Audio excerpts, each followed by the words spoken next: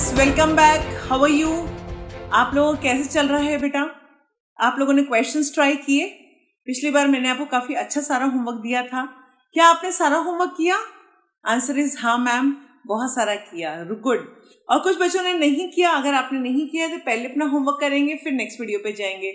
फिर से बोल रही हूँ, बिना होमवर्क के नेक्स्ट वीडियो पे जाना बेवकूफ़ी है। हर चीज को समझें, होमवर्क करें, फिर अगले उस पर जाएं।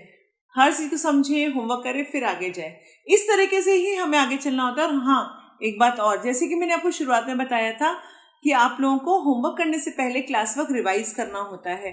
तो जो भी मैंने आपको क्लास वर्क में बताया, एक बार क्लास नोट्स पूरा पढ़ना है, उसके बाद आपने अपना होमवर्क करने बैठना है, ताकि आपके पास सभी पॉइंट दिमाग में फ्रेश रहे। So let's start the work today. And आज का काम शुरू करते हैं। आज हम लोगों ने नेक्स्ट पॉइंट पढ़ना है, दैट इज स्टोरेज। हमारे पास अब परचेज और जो स्टोरेज है, ये दोनों मिक्स होने जा रहा है। आपको बताया था मटेरियल 3 लेवल पे चलता है, मटेरियल कंट्रोल 3 लेवल पे चलता है, purchase, storage and then usage.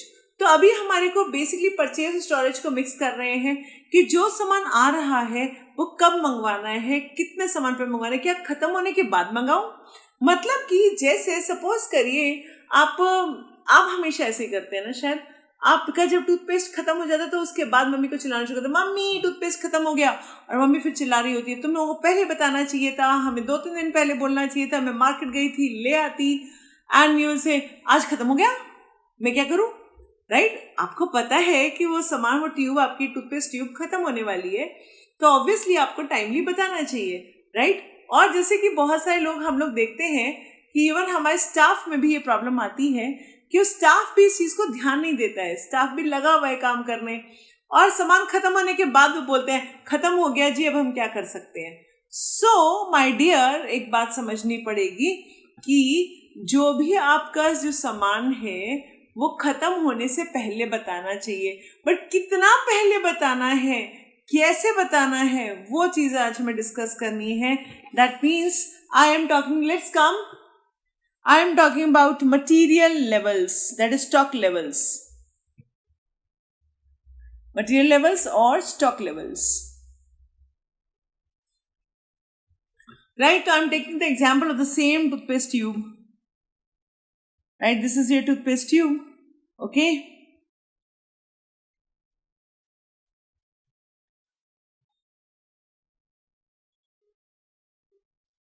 हाँ जी, ये आपकी टूथपेस्ट ट्यूब है।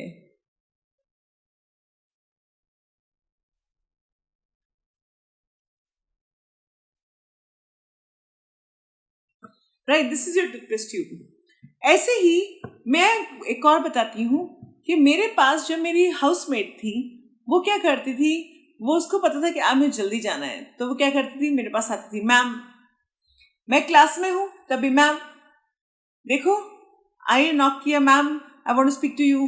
तो भाई क्या बात है, क्या करना है? तो बोलती थी कि ना मैम देखो घर में ना सब कुछ खत्म हो रखा है, आटा खत्म हो गया है। मैं कोई बात नहीं, चावल बना लो। चावल वो तो हफ्ते भर पहले खत्म हो गए थे। अच्छा तो कोई बात नहीं, आप इडली बना लो। सूजी तो बहुत पहले खत्म हो चुकी है। अरे बाप रे।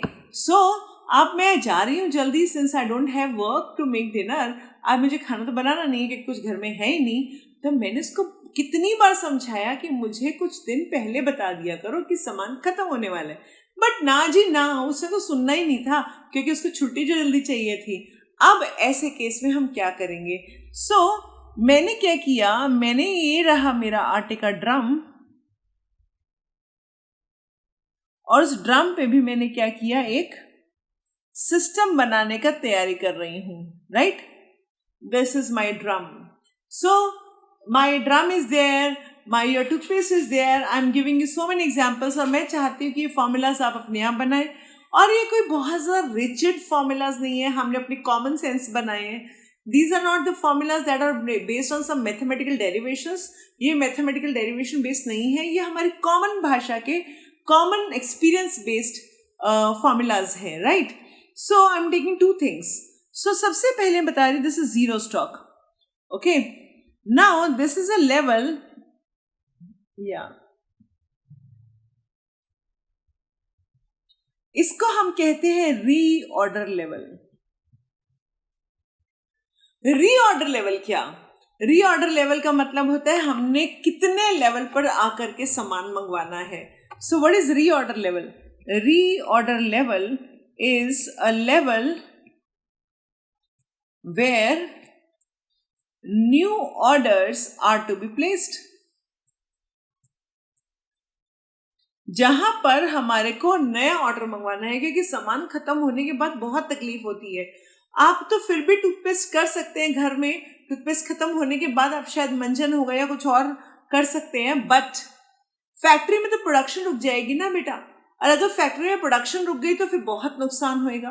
सो as a result reorder level ऐसे सेट करना चाहिए कि हम अगर मैक्सिमम भी यूज कर लें सामान और लाने में मैक्सिमम भी दे लगे. जैसे मैंने अपनी मेड को बोला भाई मुझे सामान लाने में 3 to 5 days लगते हैं. आज आप बोलोगे तो मैं I am a busy person, right, तो मेरे को कम से कम 3 दिन नहीं तो 5 दिन तक लग जाता है सामान लाने के लिए. इस चीज को हम बोलते हैं लीड टाइम. क्या बोलते हैं बेटा? Lead time. लीड टाइम क्या होता है? It is a time to deliver the goods. ऐसे तो बिल्कुल भी नहीं होता कि आज आपने सप्लायर को ऑर्डर किया, हाँ जी सामान भिजवाना, और मिनटों में सामान पहुंच गया. ऐसे नहीं होता. आज हम उसको बोलेंगे, फिर वो कल सामान अपना निकालेगा, परसों सामान के लिए रवाना करेगा. 3-4 दिन लग जाते हैं सामान को आने में. सो रीऑर्डर लेवल हम ऐसे रखते हैं, ध्यान से देखिएगा, कि अगर मेरे यहाँ मैक्सिमम प्रोडक्शन भी हो जाए, मतलब मैक्सिमम भी सामान यूज हो जाए और सप्लायर को लाने में मैक्सिमम भी टाइम लग जाए, तो भी हमारा सामान खत्म ना हो, राइट. तो maximum usage into maximum lead time. फिर से बोल रही हूं कि हमारे को लाने में मैक्सिमम भी देर लग जाए और मैक्सिमम भी सामान यूज हो जाए तो भी हमारे को प्रॉब्लम ना आए. इसको हम कहते हैं reorder level, right. You understand this? What is reorder level? Yes ma'am. So reorder level का फॉर्मूला आया maximum usage into maximum lead time. What is reorder level? It is maximum usage into maximum lead time. Okay, this is reorder level, right? Now, अब एक next level आ रहा है, इसको कहते हैं हम minimum level. हमारी हर कोशिश ये रहती है कि minimum level से सामान नीचे ना जाए. So, what is the minimum level? It is a level which is always there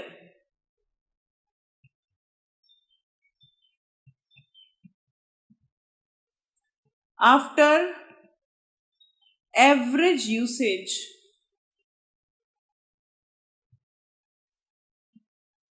in average lead time, right?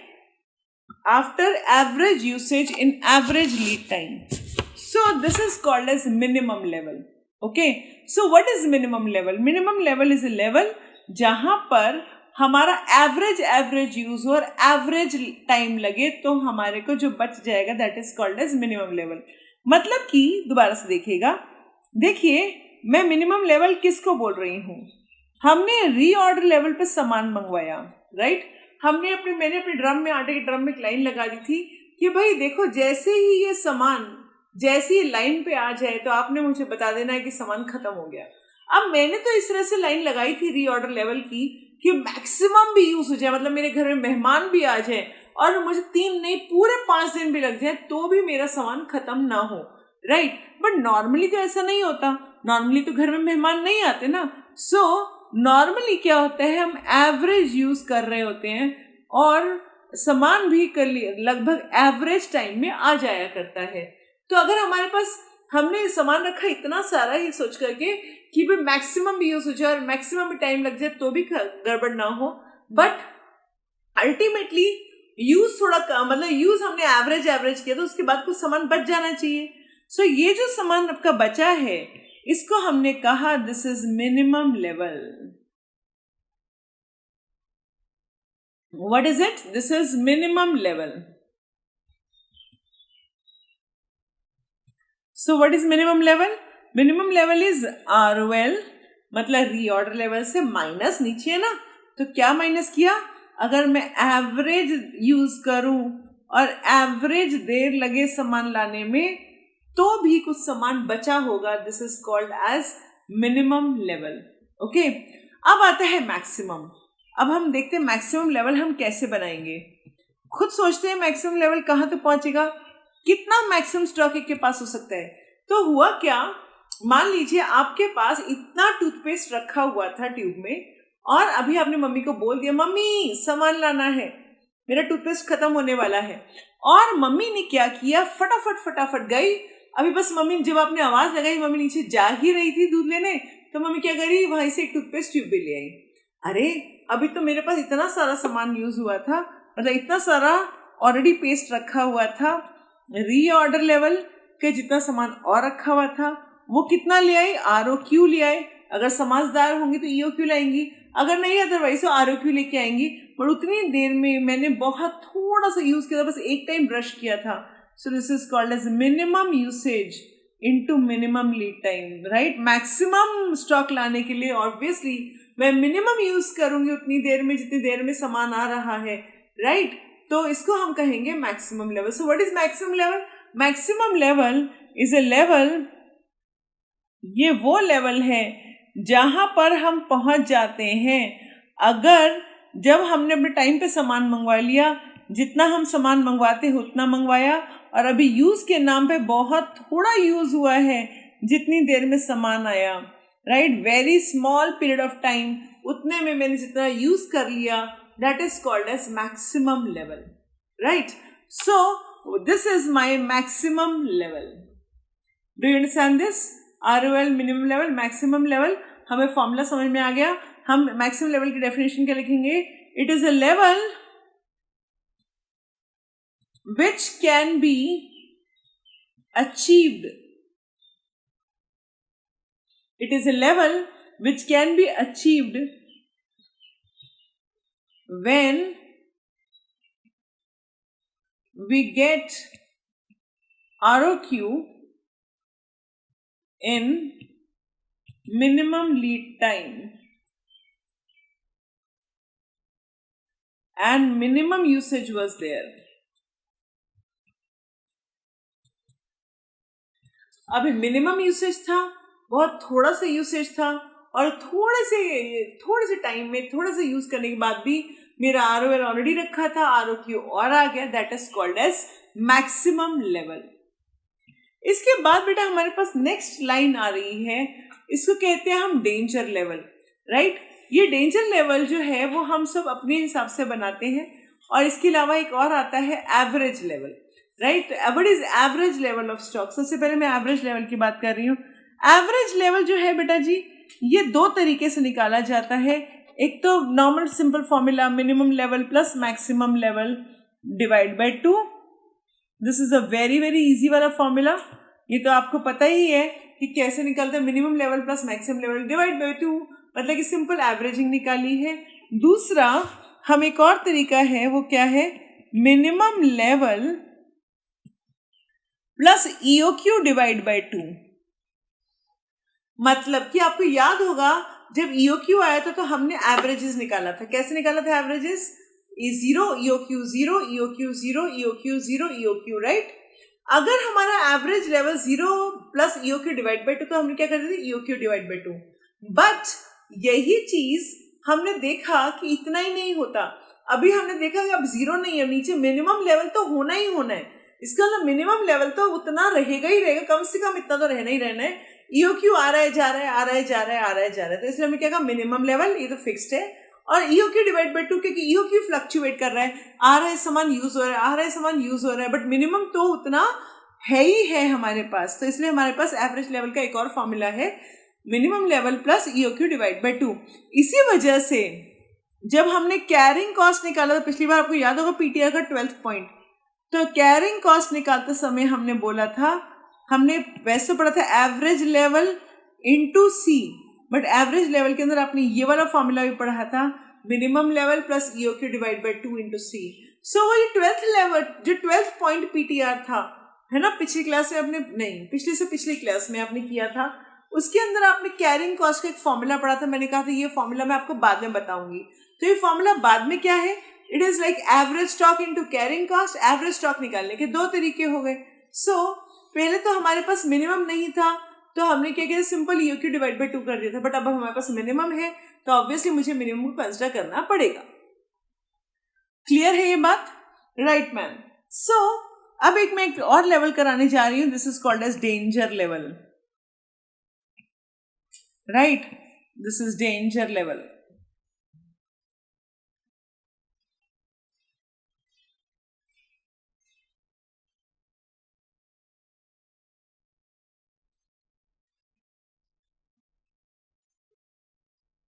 हाँ जी, this is danger level.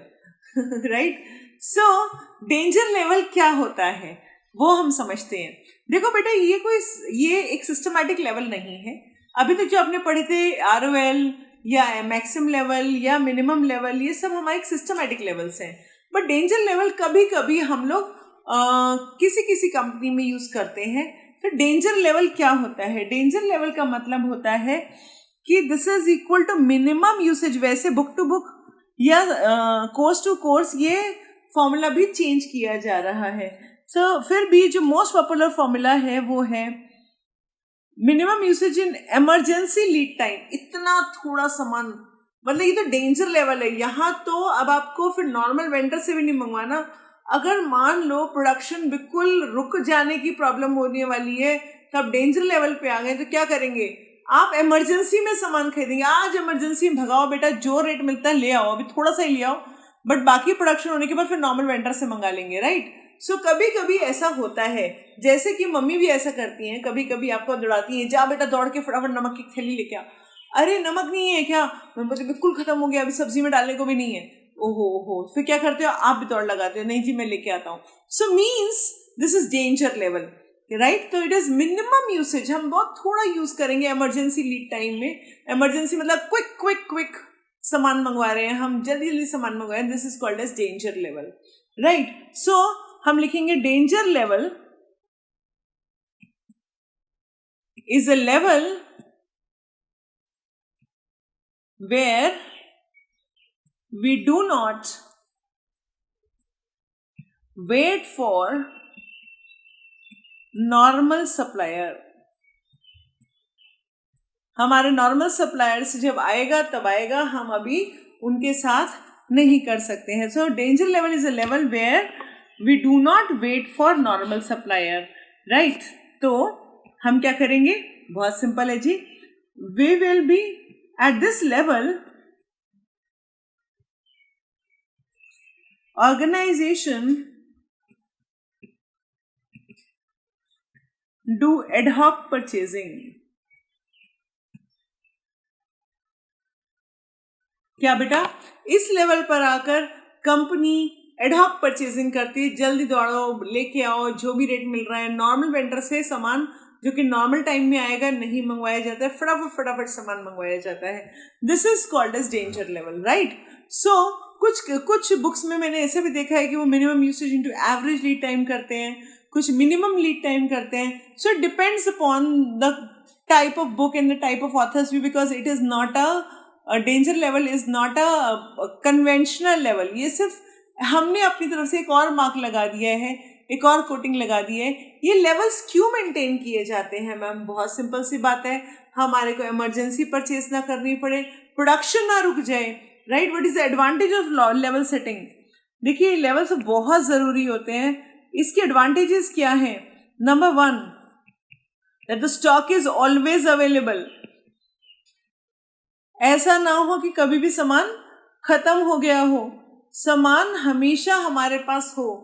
The stock is always available with us. अगर stock is always available, so the production is not stopped. Production is not disturbed. So that the production is not disturbed. So that the production is not disturbed. हमारे पास कभी भी सामान खत्म नहीं होना चाहिए, हमारा प्रोडक्शन चलते रहना चाहिए. This is most important. Right. दूसरा पॉइंट, क्या इसका एडवांटेज है? To minimize the carrying cost. बहुत ज़्यादा सामान रखने से भी क्या होता है कि हमारे पास कैरिंग कॉस्ट बहुत ज़्यादा रहती है, इसीलिए हमारा स्टॉक मैक्सिमम और रीऑर्डर लेवल मिनिमम लेवल के बीच में फ्लक्चुएट करता रहता है. Number 3, for proper control of stock, right. अच्छा, कभी कभी क्या होता है कि हमने ध्यान नहीं दिया, ये लेवल सेटिंग नहीं हुआ, तो सामान पे सामान आए जा रहा है, तो सामान ऑब्सोलीट भी तो हो सकता है. So to control obsolescence of stock, रखा रखा खराब हो गया, हमने ध्यान नहीं दिया कि पहले से ही सामान, right.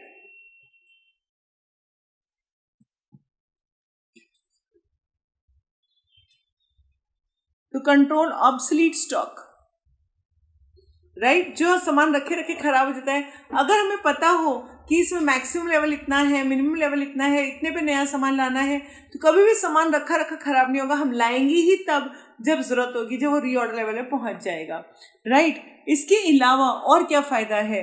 It is for proper accounting. It helps in proper accounting for the stock, right. क्योंकि आप minimum level reorder level maintain कर रहे हैं, इसका मतलब आपका यहाँ पर सब चीज़ें प्रॉपरली अकाउंट फॉर हो रही हैं, आपके पास प्रॉपर अलर्ट्स चल रहे हैं, सारे एम्प्लॉयज़ आपका सामान डे टू डे बेसिस पे देख रहे हैं. मतलब कि सामान रखे रखे खराब हो जाएगा या भूल जाएगा, ऐसी कोई सिचुएशन नहीं है. So these are the advantage of stock level. क्या हम इसके ऊपर कुछ क्वेश्चंस करें? करते हैं मैम, आइए. चलिए बेटा, क्वेश्चन नंबर शुरू करते हैं 8. आइए विद मी. हम स्टॉक लेवल के ऊपर कुछ बेसिक क्वेश्चंस करने जा रहे हैं. Question number 8. आइए जी, क्वेश्चन नंबर 8 क्या कहता है? In a manufacturing its product, a company uses 3 raw materials A, B and C in respect of which the following apply. हमारे पास रॉ मटेरियल है A, B, C और यूसेज पर यूनिट ऑफ प्रोडक्ट है 10, 4, 6. Reorder quantity ROQ is given. Delivery period मतलब lead time is given. Ordering level and minimum level is also given, right. किसी कुछ दे रखा है, किसी कुछ दे रखा है. तो बोलते हैं weekly production varies from 200 units to 250 units, averaging 225. So हमारी यूसेज पर यूनिट ऑफ आउटपुट बता रखा है, A का 10, B का 4 और C का 6, और हमारी प्रोडक्शन बता रखी है, तो इसको मल्टीप्लाई करके हम यूसेज निकाल सकते हैं. What would be expected quantities of the following. Number 1, सबसे पहले उसने पूछा है minimum stock of A. I know minimum stock of A is reorder level minus average usage into average lead time, right. Reorder level is reorder level minus average usage into average lead time. What is reorder level here? अपना reorder level बताएं बेटा, क्या चीज है? हमारा ordering level दे रखा है हमें 8,000. The ordering level is given to be 8,000. What is average usage? Average usage is averaging production is 225 और usage है इसका 10. So this is my average usage. And what is average lead time? Lead time देखिए बेटा, दे रखा है 1 to 3 weeks. तो average कितना हुआ? 1 और 3 का एवरेज कितना होता है? 2. So what is my answer? 225 into 10 into 2, right, minus 8,000. This is equal to 3,500 units. कितना आ रहा है बेटा? This is 3,500 units. What is the next point they are asking? The next point they are asking is B, and this is maximum stock of B.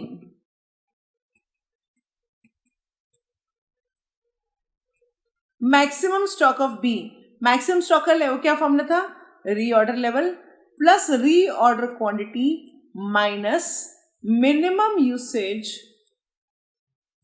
Into minimum lead time, right. Minimum usage into minimum lead time. What is ROL? तो देखिए बताइए, what is ordering level? Ordering level is 4750. What is ROQ? ROQ is 5,000. Question में given है, ROL भी दिया हुआ है, मतलब ऑर्डरिंग लेवल भी दिया हुआ है, और रीऑर्डर क्वांटिटी भी दिया हुआ है. अब देखते हैं मिनिमम यूसेज. मिनिमम प्रोडक्शन कितना है? मिनिमम प्रोडक्शन है जी 200 और B कितना लगेगा? 4. So this is average usage into average lead time. This is given to B 3 to 5. तो एवरेज कितना हुआ? 4.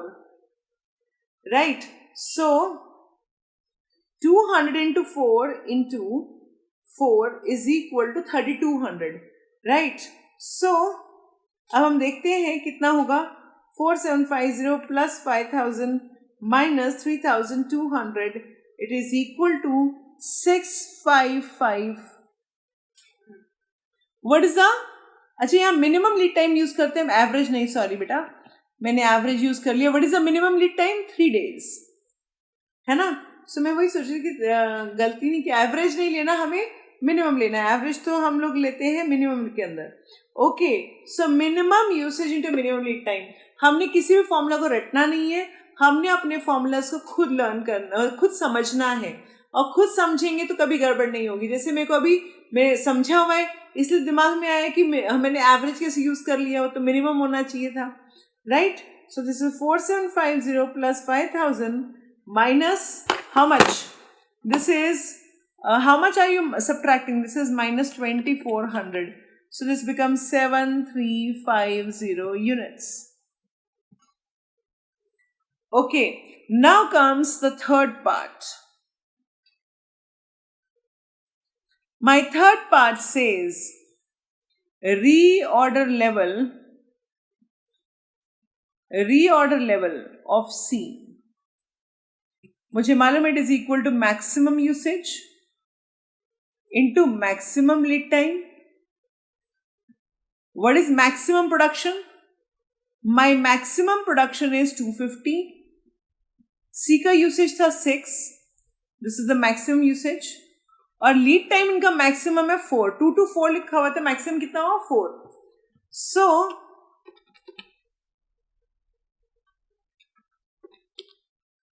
this is equal to 6000 units. And the last one and not the least one given is average stock of A. अब मेरे को सवाल पूछना है कौन सा वाला फॉर्मूला यूज करूं. ए का हमने निकाला क्या था? Minimum stock. क्या मैक्सिमम स्टॉक मालूम है? आंसर इज नहीं मालूम. तो फिर मैं कौन सा वाला फॉर्मूला यूज करूं? वो वाला यूज कर लेते ना, that is minimum level plus ROQ divide by 2. ठीक है, EOQ नहीं है, यहाँ ROQ है, राइट. तो हर बंदा EOQ पे खरीदेगा ऐसा कोई जरूरी नहीं होता. माई मिनिमम लेवल का आंसर आया था 3500 units. What is ROQ? It is 10,000 units divide by 2. This is equal to 8500 units.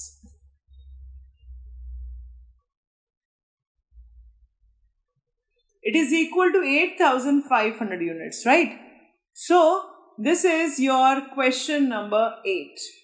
Very easily done. Easy है ना बेटा? Okay. So मुझे करना है अब next question, and this is my question number 9. आपको समझ में आ गया? आपको कोई चीज नोट डाउन करनी हो तो मैं इसको थोड़ा सा कम कर शॉर्ट में कर देती हूँ. This is a whole question that you have done. बिल्कुल easy question था जी. तो चलिए अब मैं चल रही हूं अपने नेक्स्ट क्वेश्चन पर, question number 9.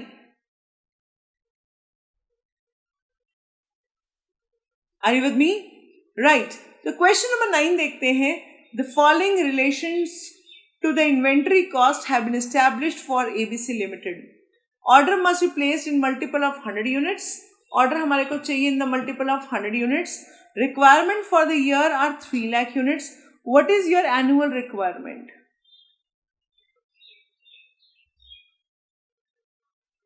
My annual requirement is 3 lakh units.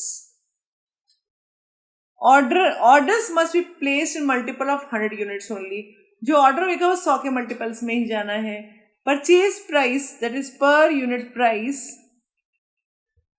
is given to be ₹3. The carrying cost is 25% of purchase price, that is equal to 0.75. And the ordering cost is 20. Desired safety stock is 10,000 units. Safety stock means minimum level. So minimum level का एक और नाम होता है, उसको हम कहते हैं safety stock. ये आप लिख लीजिएगा. This is also called as safety stock. Right तो बोलते हैं डिजायर्ड मिनिमम लेवल जो आ रहा है वो 10,000 का आ रहा है. This amount is on hand initially. 3 days are required for delivery. So what is EOQ? पहली बात ईओक्यू तो बड़ा आसान है जी, यहीं से निकल आएगा. 2AO/C. A is 3 lakh units. O is ordering cost. C is 0.75. So my EOQ is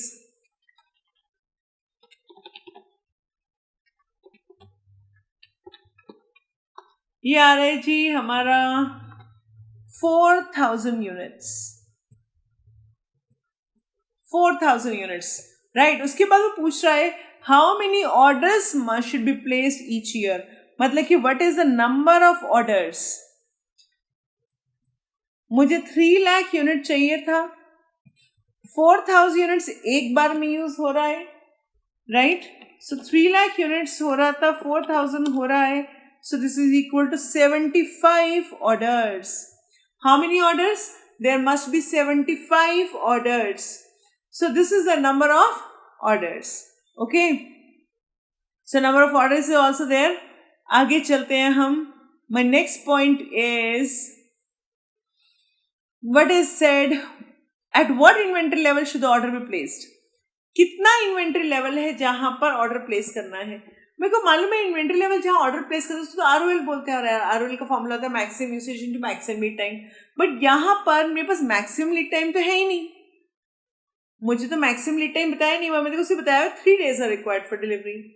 और मैक्सिमम मेरे को कोई यूसेज भी नहीं मालूम. I am not given any maximum usage. जब मेरे पास मैक्सिमम यूसेज नहीं है, मेरे पास मैक्सिमम लीड टाइम नहीं, तो मैं कैसे करूं. तो मेरे पास दिया क्या हुआ है, मेरे को मिनिमम स्टॉक सेफ्टी स्टॉक दिया हुआ है. और मिनिमम स्टॉक सेफ्टी स्टॉक देने से हम ये इंश्योर हो जाते हैं कि हो सकता है कि मिनिमम लेवल का फॉर्मूला यूज हो रहा हो. सो what is minimum level? Minimum level was ROL minus average usage into average lead time. और मैं इसको यहां पर लाकर इसको यहां पर लाके कह सकती हूं that ROL is equal to minimum level plus average usage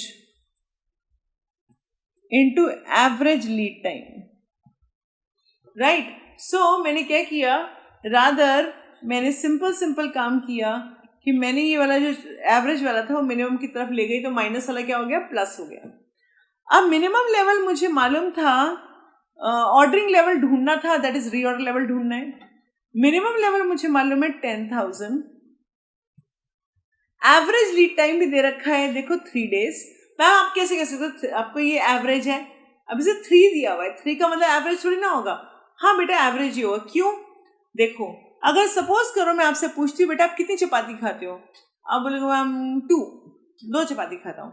तो इसका मतलब ये एवरेज 2 खाते हो आप. इसका मतलब नहीं कि हमेशा 2 खाएंगे आप, नहीं. या आप कभी 2 कभी 4 कभी 6. 2 का मतलब ये है कि आप यूजुअली 2 खाते हैं. हाँ आपकी फेवरेट सब्जी बन जाए तो कभी कभी 3 भी हो जाते हैं. राइट. नॉर्मली आप 2 खाते हैं, यूजुअली इट्स 2. सो बिल्कुल वैसे ही यहाँ पे देखा 3 days are required for delivery. 3 days are required for delivery का मतलब है कि आप यूजुअली 3 दिन लेते हैं. राइट. तो इसके लिए जब भी एक फिगर हो तो हमेशा उसको एवरेज माना जाता है. अब मैम बस सारा तो निकल गया, एवरेज यूसेज बता दो. मेरे पास एवरेज यूसेज तो नहीं है, हाँ एनुअल यूसेज जरूर है. तो क्यों ना मैं ऐसा करूं कि 3 lakh units are required in 360 days, है ना. एवरेज यूसेज पर डे निकालना है, average usage into lead time, मतलब एक दिन में कितना यूज हो रहा है, कितने दिन लग रहे हैं. सो मैंने कहा जी मेरे को डेज में दिया हुआ था तो मेरे को ये डेज में निकालना है, तो मैंने पर डे निकाल लिया. 3 lakh units are required for 360 days. So that means 8330 into 3. This is coming out to be 2,500. So that means ROL is 12,500 units. Right. So this is how you can find ROL in this question. आप देख रहे थे आपके पास maximum usage नहीं था, maximum lead time भी नहीं था. हमने कहा कोई बात नहीं, हम अपना दिमाग लगा लेते हैं. एनुअल यूसेज तो है एनुअल दिया हुआ था, लीड टाइम डेज में था, तो मैंने यूसेज पर डे निकाल लिया। अगर यहीं पे लीड टाइम वीक्स में होता तो मैं यूसेज भी कैसे निकाल लेती, पर वीक निकाल लेती, राइट। तो चलो अब एक और क्वेश्चन करके आए। So question number 10, question number 10, from the following information find out the economic order quantity. Annual consumption is 12,000 units, 360 days. Cost per unit is 1. Ordering cost is 12 per order. Carrying cost is 24%. Normal lead time is 15 days. Normal मतलब वही average. Safety stock is 30 days consumption. When should the order be placed? तो सबसे पहले मैं काम करती हूँ, मेरे को ए मालूम है 12,000 यूनिट्स का, राइट।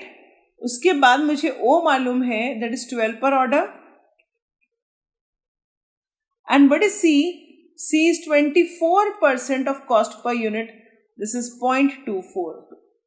हाँ जी, what is the, it is 0.24। 0.24 मतलब क्या होता है कि this is carrying cost, it is always on the per unit cost. So this is 24% of 1, that is 0.24. Okay, so what is EOQ?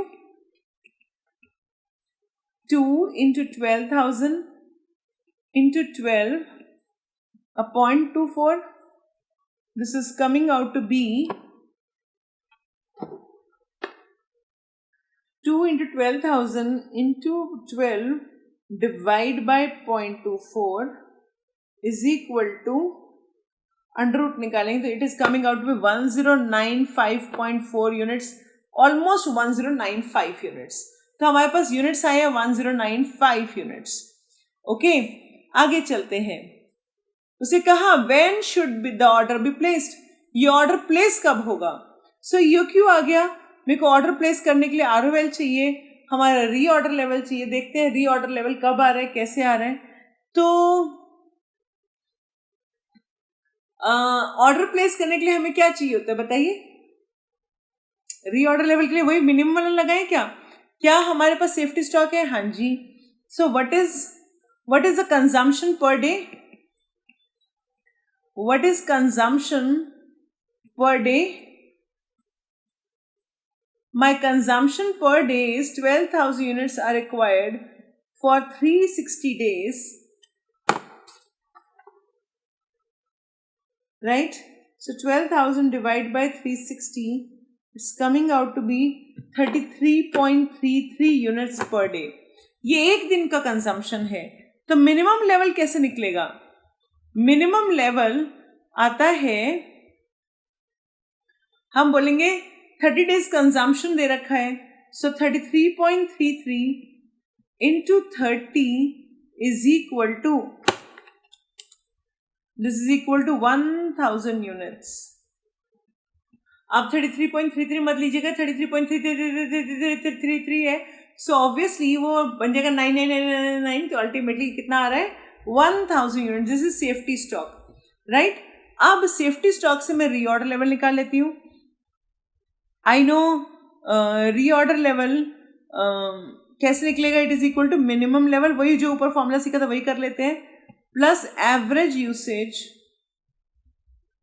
into average lead time. Minimum stock is 1000 units, right? What is the average usage? Is 33.33. And what is the average lead time? Normal lead time is 15 days, right? So this is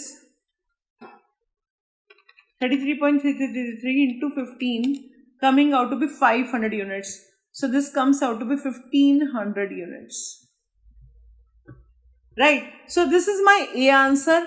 और B answer कहते हैं what should be the ideal inventory level immediately before the order material is received. Before the order is received it should be minimum, so that means B part तो मैं already निकाल चुकी हूँ। Order मिलने से just पहले, मतलब मैंने ROL पे ऑर्डर दे दिया था और ऑर्डर अभी आ रहा है एवरेज लीड टाइम में और एवरेज यूज होके मेरे पास सामान कितना बचना चाहिए था, मिनिमम लेवल, और मिनिमम लेवल तो मैं ऑलरेडी निकाल चुकी हूँ ऊपर। सो मेरा ए पार्ट एंड बी पार्ट दोनों निकल आए हैं एंड ये क्वेश्चन तो खत्म भी हो गया। EOQ का क्या काम आया था भाई, ऊपर पूछा हुआ था बिल्कुल हेडिंग में फाइंड EOQ, इसलिए मैंने EOQ निकाला था, अदरवाइज मैं EOQ नहीं निकालती। राइट। तो उन्होंने लिखा from the following information find EOQ, ऊपर देख लीजिए, और नीचे के 2 पार्ट्स अलग है, तो वो दोनों पार्ट्स मैंने अब कर दिए। ऑल्सो फाइंड में था, वो हमने कर लिया, राइट। तो अब हमारा लेवल्स करके ये बेसिक फॉर्मूलाज वाला जो काम था वो हो गया है, हमारे को ऑलमोस्ट काम करना आ गया। देखिए क्वेश्चन नंबर 8 तो बिल्कुल ही बच्चों वाला था, मतलब सिंपल फॉर्मूला में सिंपल चीज़ डालना। 9 में हम थोड़ा सा एडवांस किया, 10th में हम थोड़ा सा और डेज के हिसाब से आ गए। अब नाउ 11th क्वेश्चन जो आ रहा है ये थोड़ा सा आपका जानलेवा क्वेश्चन है। अब जानलेवा कुछ नहीं होता जी, मैं आपको एक छोटा सा कॉन्सेप्ट समझा देती हूँ। अगर ये कॉन्सेप्ट आपको आता है, समझ में आता है, क्योंकि आप सब बच्चों ने कभी ना कभी किसी ना किसी लेवल पर स्टैटिस्टिक्स पढ़ रखा है, तो जो मैं बात बोलने जा रही हूँ ये बात आपको अच्छे से पता है। और नहीं भी स्टैटिस्टिक्स पढ़ रखा हो तो भी आपको ये बात अच्छे से आती है। क्या चीज? कि एवरेज क्या होता है। देखो बेटा जी, वैसे प्रॉपर भाषा में एवरेज a+b+c डिवाइड बाय 3 नहीं होता, राइट। एवरेज का मतलब होता है it is the data occurrence of which has highest probability।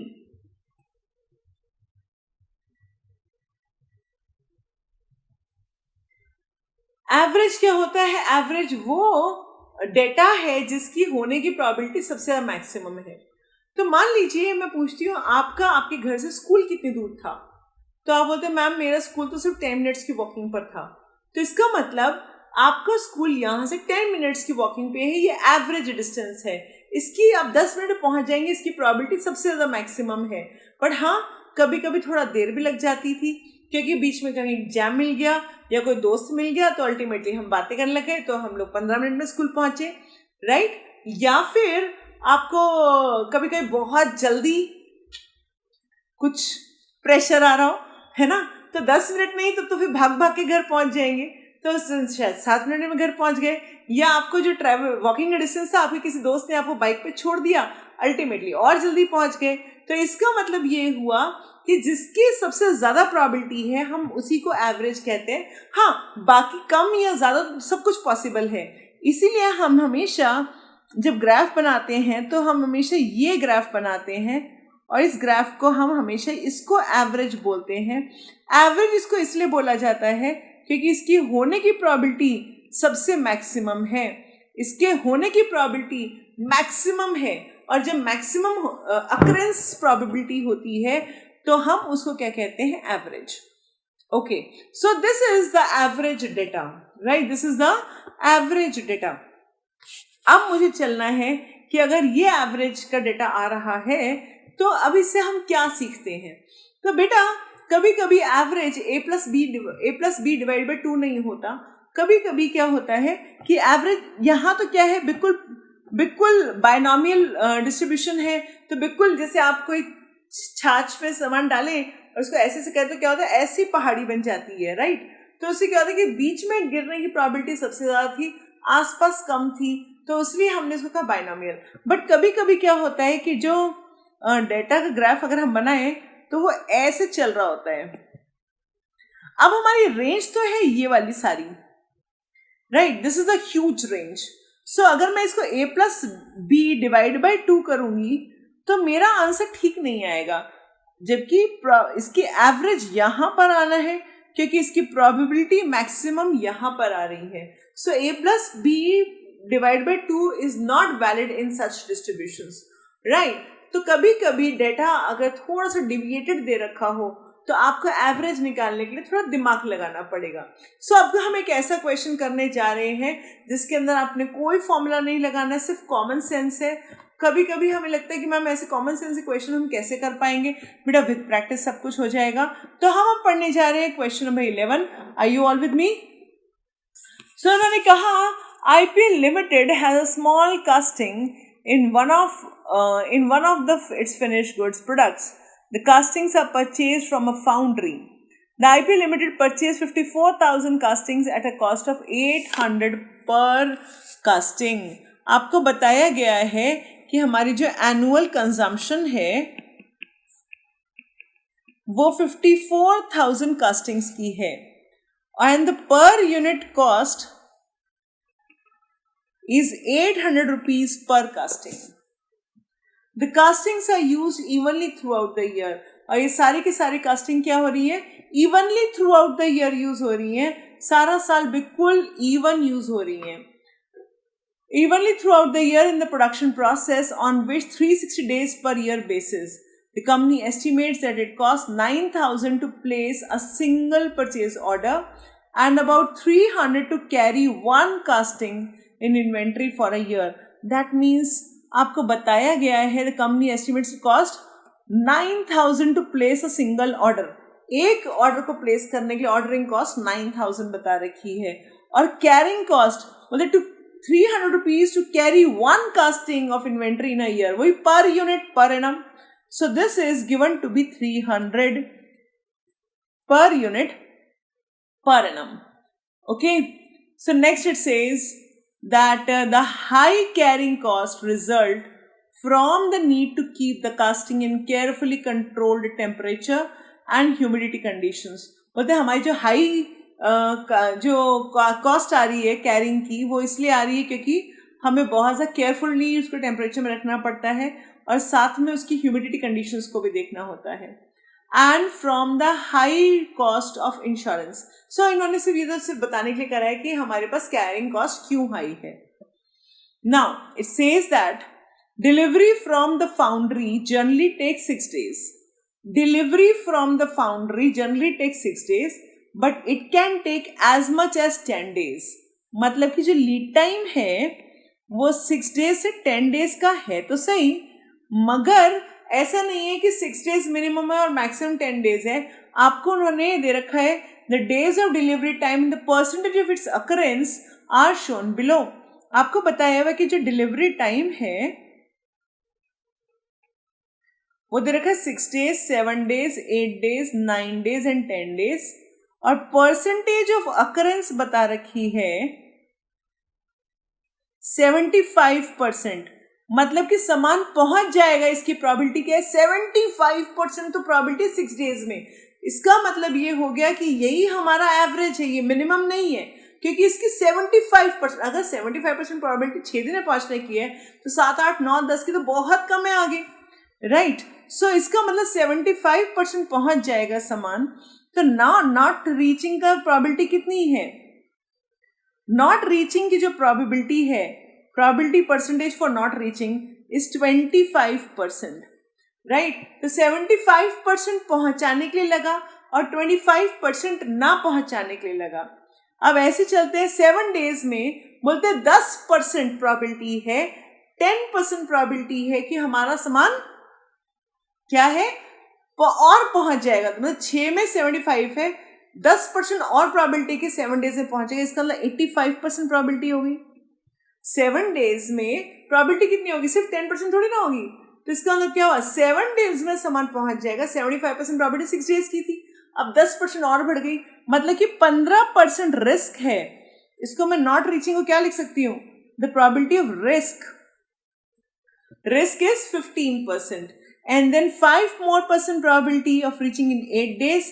That means 10% probability of not reaching. Then 5% probability of reaching in 9 days. Then 5% probability here. And then 100% probability in 10 days. That means 0 probability कि हम 10 दिन से, zero risk है ना, 10 दिन तो पक्का पहुंच जाएगा, 100% पहुंच जाएगा. सो अब की बार बेटा जी आपका एवरेज लीड टाइम 6 है, राइट. तो हमने क्या सीखा? Since probability of delivery time is maximum in 6 days, so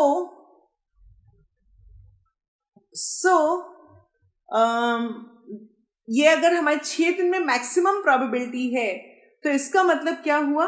इसका मतलब ये हुआ so it is basically the average lead time. So ये हमारा एवरेज लीड टाइम हुआ क्योंकि 6 दिन में प्रोबेबिलिटी पहुंचने की सबसे ज्यादा है. ओके, सबसे पहले उसने कहा जी ईओक्यू बताओ. फर्स्ट पॉइंट, ईओक्यू तो बड़ा आसान है जी. EOQ is 2AO by C। Formulas लिखने चाहिए जी। एक बात और देखिएगा ध्यान से, मैंने जितने भी पिछले क्वेश्चंस कराए हैं आपको, सब में आपने देखा होगा मैंने यूनिट्स लिखा है, राइट। मैंने यहाँ यूनिट्स लिखा है। मैंने कहीं पर भी ऐसा नहीं किया कि आप लोगों को बिना EOQ के अंदर सिर्फ 1095 आंसर निकाल के छोड़ दिया। आंसर इज नहीं। जैसे कि मैथ्स में मार्क्स कटते हैं रुपीस ना लिखने के, यूनिट्स ना निकले, ऐसे ही कॉस्टिंग में मार्क्स कटते हैं। अगर आप आंसर निकालें रुपीस में निकाले तो रुपीस लिखिए, अगर आंसर यूनिट्स में तो यूनिट्स लिखिए, परसेंटेज तो परसेंटेज लिखिए। भाई थोड़ा सा मैथमेटिक्स टच है यहाँ पर, तो मैथ्स की तरह कॉम्प्लिकेटेड नहीं है, आसान है, बिल्कुल प्रैक्टिकल लाइफ से रिलेटेड है। बट हाँ, मार्क्स का जो कटने का पैटर्न है वो बिल्कुल मैथ्स की तरह है। फॉर्मूलाज लिखना है, उनका डेटा लिखना है, उनका यूनिट्स लिखने हैं, वो बहुत ज़रूरी है। So it is 54,000, O was 9,000 and this was 300 rupees. So 2 into 54,000 into 9,000 divide by 300, it is equal to, it is coming out to be 1800 units. EOQ is coming out to be how much? It is coming out to be 1800 units. So this is your EOQ. अब question और क्या कहता है? Question कहता है assume that the company is willing to assume a 15% risk of being out of stock. What would be the safety stock and what is the reorder point? Now, अब हमारे से पूछा जा रहा है जी, ये बताओ कि अगर हम 15% रिस्क रखें, अगर 15% रिस्क रखते हो तो इसका मतलब ये हुआ कि आप ये वाले लेवल पर हो। दिस इज 15% रिस्क वाला पॉइंट है ना। तो अब हमारे को इस लेवल पे क्या करना है? सो दैट मीन्स, अच्छा एक बात बताओ, what are the consumption per day, वो भी तो निकाल लें। What is the consumption per day? हमारी 54,000 कास्टिंग्स और हमारे यहाँ डेज कितने हैं बताया तो था शायद कहीं पर। How many days are there in this question? कुछ क्वेश्चन में बोला था 360, मैंने कहा था ना, मैंने पढ़ा था 360 डेज पर ईयर बेसिस, ना भी होता तो भी मैं 360 यूज करनी थी। So 54,000 divide by 360, it's coming out to be 150 castings per day. So 150 castings per day, एक दिन के अंदर कंजम्पशन कितनी आ रही है? 1500। अब मेरे को पता है कि 7 डेज के अंदर माल पहुंच जाएगा, क्योंकि 15% रिस्क की बातें कर रहा है। क्वेश्चन को देखिए क्या कह रहा है, वो बोल रहा है 15% रिस्क है जी, है ना। और अगर 15% रिस्क है, B part, 15% risk means that the stock can reach in 7 days। मतलब कि मेरे पास 7 दिन का सामान होना चाहिए, तब जाकर मेरे पास, मैं क्या कहूंगी कि मेरे पास 15% रिस्क है, राइट। मेरे पास 7 दिन का सामान होना चाहिए। सो मैंने क्या किया, देखो मिनिमम लेवल तो आपको कितना रखना पड़ेगा कि मिनिमम 6 दिन का सामान 150 castings per day, that is 900, और रीऑर्डर लेवल आएगा जी इसका 7 दिन के सामान पर जितना आपके पास होना चाहिए था, and that is coming out to be 1050 castings, right. Minimum का मतलब कितना? मिनिमम मतलब इसके नीचे तो मैं जा ही नहीं सकती, है ना। तो 6 दिन में मेरे से 6 दिन से पहले की कोई प्रोबेबिलिटी है ही नहीं मेरे पास। 6 डेज का सामान तो मुझे किसी भी हाल में रखना पड़ेगा, और ये मिनिमम लेवल रिस्क पे डिपेंडेंट नहीं है, क्योंकि 15% रिस्क हो या 5% रिस्क हो या 25% रिस्क हो, मेरे को तो 6 दिन का सामान चाहिए ही चाहिए। So minimum level is 6 days stock and that is 900 castings. और रीऑर्डर कितना चाहिए? क्योंकि मैं 15% रिस्क बियर करने को तैयार हूँ, तो इसकी वजह से मैं 7 दिन तक का वेट कर सकती हूँ। इसकी वजह से मैं 7 डेज का स्टॉक रखूंगी, राइट। अब इसके बाद क्वेश्चन ने क्या कहा? क्वेश्चन ने कहा assume the company is willing to assume a 5% risk of being out of stock। what would be the safety stock and the reorder point. अब ये बोलता है जी 5% risk. I know 5% risk is means 9 days. कितना बेटा 5% risk means 9 days. तो बेटा जी अगर 5% risk को बात हो रहा है means 9 days means delivery time is to be kept at 9 days. मतलब अगर मैं 9 दिन का सामान रखूंगी तो मुझे 5% रिस्क है कि मैं आउट ऑफ स्टॉक हो जाऊं. So what is my minimum level? My minimum level is again 6 into 150. That is 900 castings. इसको तो आप चेंज नहीं कर सकते तो मिनिमम रखना ही पड़ेगा. But ROL would be the stock of 9 days. This is equal to 1350 castings. Right? तो अब यहाँ पर नॉर्मल फॉर्मूलाज नहीं लग रहे हैं बेटा, क्योंकि ये नॉर्मल ट्रेंड वाला क्वेश्चन नहीं है. यहाँ पर डेटा बहुत एबनॉर्मल तरीके से दिया हुआ है, तो इसकी वजह से मुझे अपना दिमाग लगा के चलना पड़ रहा है.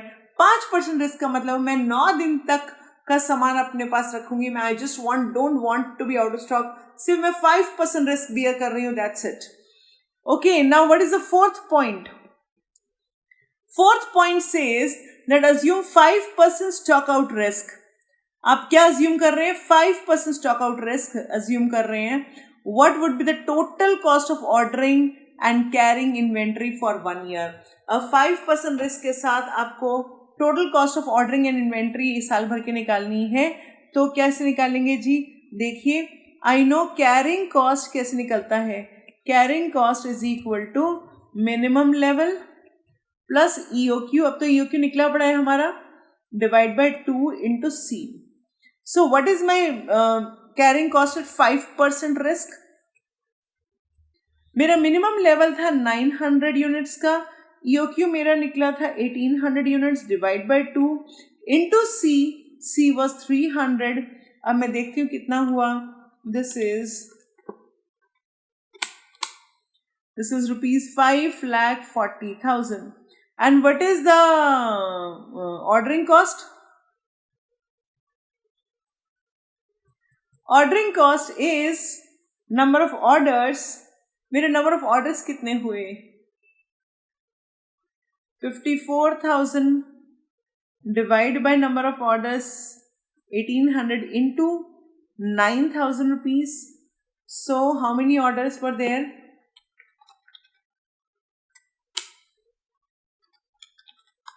So this is equal to 2,70,000. So my total cost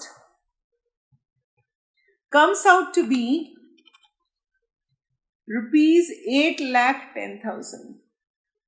My total cost comes out to be 8,10,000. Right?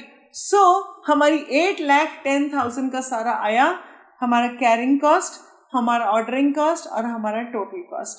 Right? तो दिस इज माई क्या बेटा? Fourth part, carrying cost and ordering cost. अब फिफ्थ पॉइंट क्या कहते हैं? Refer to the original data. अब वापस original data पे आ जाइए. Assume that the process re engineering company reduces cost of placing and purchase order to only ₹600. वो बोलता है कि ऑर्डरिंग कॉस्ट को 600 रुपये पे ले आए हैं जी. Wow. In addition company estimates that the waste and the inefficiency caused by the inventories are considered. The true cost of carrying and inventory in the stock is 720. C is 720 per year. So इसका मतलब क्या हुआ कि carrying cost तो बढ़ गया और ordering cost कम हो गया है. बोलते फिर से EOQ बताओ. तो ठीक है जी, हमने कहा लो जी 2A/C. A was 54,000. Ordering cost कम होके 600 पे आ गया है, बट ये बढ़ गया है 720.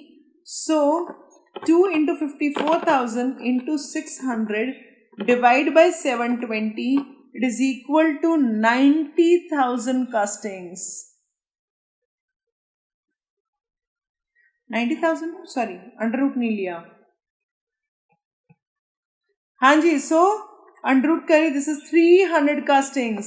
मतलब सिंस ऑर्डरिंग कॉस्ट बहुत कम हो गया है तो हम लोग चाह रहे हैं कि नंबर ऑफ ऑर्डर्स बढ़ जाए, कोई दिक्कत की बात नहीं है. So this is EOQ is 300 castings, right.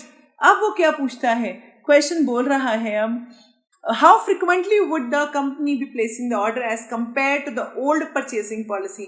अभी मैंने पिछले वाली परचेसिंग पॉलिसी का तो नंबर ऑफ ऑर्डर नहीं निकाला था, राइट. तो मैं ओल्ड कंपेयर टू ओल्ड बोला है तो भैया मेरे को दोनों काम करने पड़ेंगे, right. Old policy and new policy. Word ध्यान से पढ़ने चाहिए. उन्होंने कहा है एज कंपेयर टू ओल्ड, इसका मतलब मेरे को कंपैरिजन भी करके बताना है, राइट. हमारा यहां पर EOQ आया था 1800 कास्टिंग्स का और यहां पर आया है 300 कास्टिंग्स का. What is my number of orders? My number of orders were 54,000 divided by 1800. 54,000 divided by 1800, it is equal to 30 orders. And 54,000 divided by 300 करें, so ये आ रहे 180 orders. And what is your frequency of order?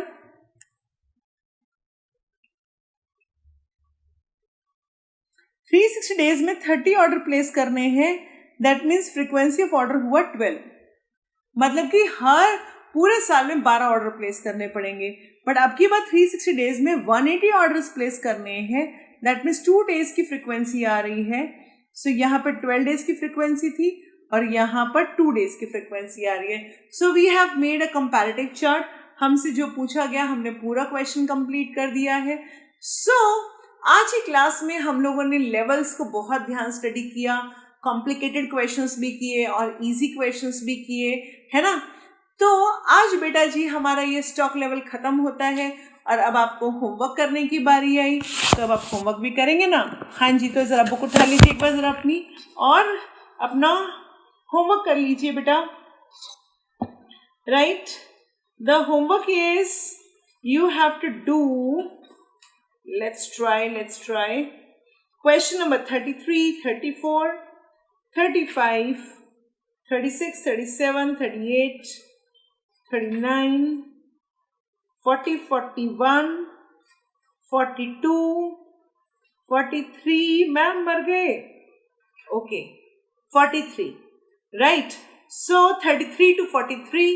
Okay तो पिछली बार 22 था, 32 था, आज 33 से 43 तक है. तो आप लोगों ने ये काम खत्म करके आना है. अगली क्लास में होमवर्क करे बगैर नेक्स्ट क्लास में नहीं आना है. Do your homework. Her class के बाद अपना होमवर्क कंप्लीट करिए किसी भी तरीके से और उसके बाद फिर नेक्स्ट क्लास अटेंड करिए, right. So see you in the next class with a lot of homework done, and I know that you will be able to do the things very nicely. आपको कोई problem नहीं आएगी. So see you in the next class. Bye for now. Goodbye.